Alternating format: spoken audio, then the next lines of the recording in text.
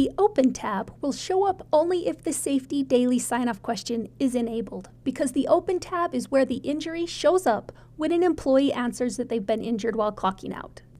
Once the employee has let you know that they've been injured, you can look at the employee description and decide whether or not to proceed with filing a report.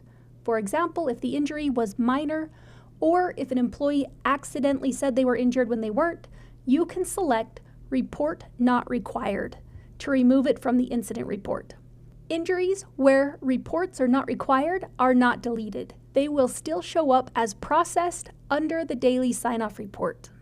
For those reported injuries under the Open tab that need to be filed, click on File Report. You can mark it as an injury or illness and also mark if it's a recordable OSHA incident.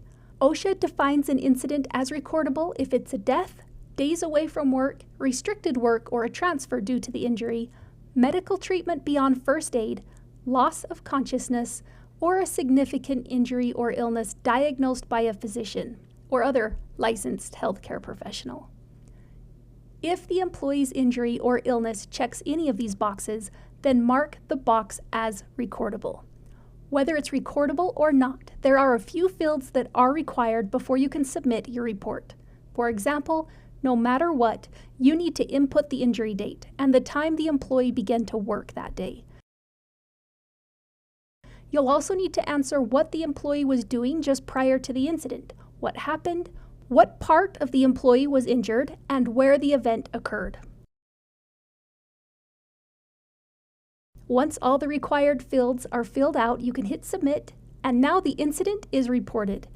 Your non-recordable incidents will only show up in the Reported tab.